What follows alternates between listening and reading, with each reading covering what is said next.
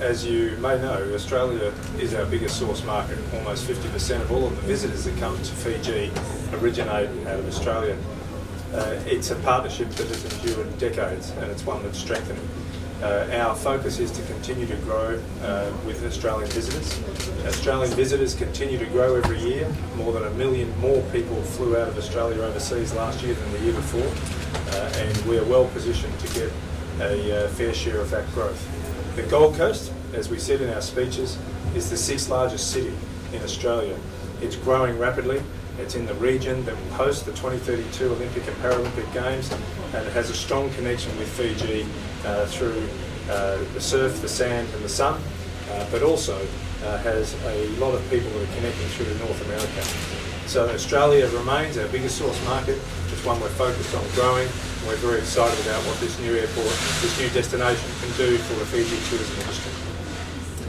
Yeah, I think like every airline in the world, we are certainly suffering from the increased cost of fuel. We're not immune from that, and we continue to manage it on a daily basis. Fortunately for Fiji, our relative isolation from the escalation of the war in the Middle East, our reputation as a safe and family-friendly destination is really working in our favour at the moment. We're seeing really strong demand and really full flights, and that is helping us get through what is considered a crisis in the airline industry. We need to have an eye on the future. We need to see what we can do as an airline to grow the Fiji tourism industry. It is crucial to Fiji, and we're not sitting on our hands. We're making sure that we grow where we can. And we know this is the right decision. The timing, of course, could be better, but we're still backing ourselves to succeed on this new route. So the commitment I have made from the beginning of my time here at Fiji Airways, and particularly since the fuel escalation occurred, was to make sure that we fly as far and as wide as we possibly can to make sure that we continue flying the amount of seats into Fiji that we possibly can. And yes, whilst we withdrew from Dallas, we redirected that capacity into Vancouver, into San Francisco and into Hong Kong to make sure that we can better utilise those assets. So we are determined to make sure that we continue to grow despite the challenges that are in front of us. I'm pleased to report that this is the most successful launch of a new destination in Fiji Airways history.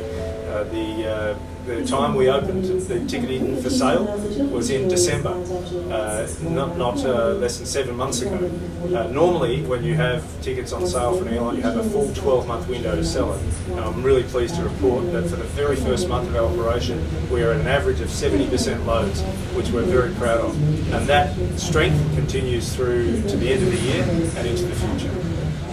Vinata, yes, the short answer is yes, and there is a big campaign planned next month, and not only just for families, but we're also targeting weddings and honeymoon, because again it's a very short 3.5 hours hop from... Too late for that. Too late for us. We'll invite them to share our happiness.